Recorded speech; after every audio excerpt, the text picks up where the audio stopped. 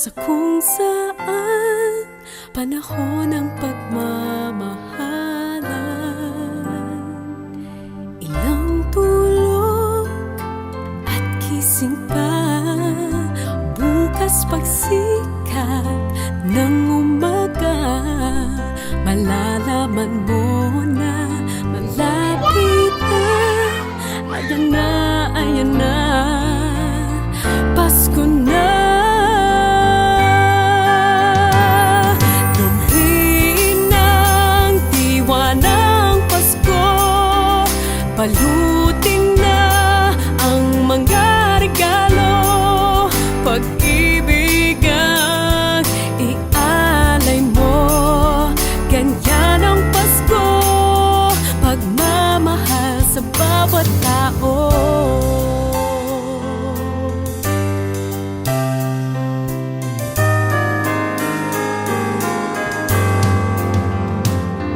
Itabi mo na ang mga problema, sagot ko dyan ay magsama-sama. Ikaw at ako at ang Pasko, hawak ko na ang iyong regalo. Damhin ng diwa ng Pasko, ibigay na ang mga regalo, pag-ibig ang ialay mo. Ganyan ang Pasko, pagmamahal sa bawat tao. Hi, I am Jessica Elenterio.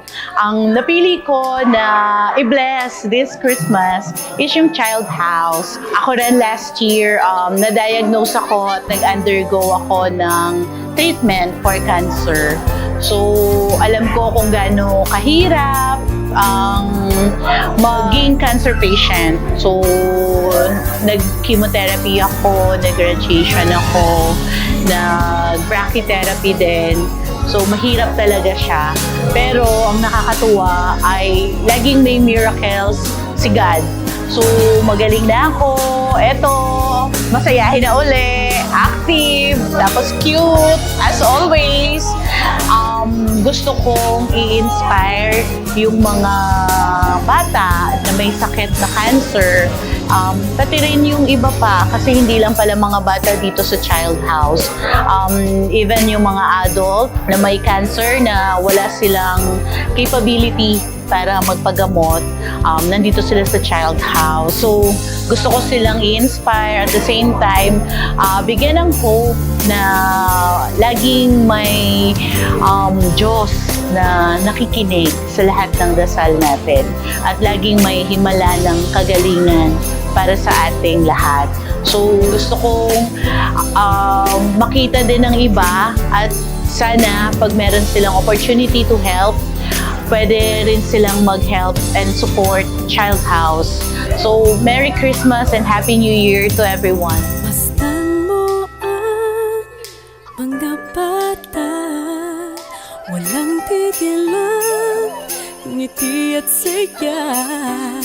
Pasko nila ay Pasko rin natin, kaya't magsaya at huwag palampasin.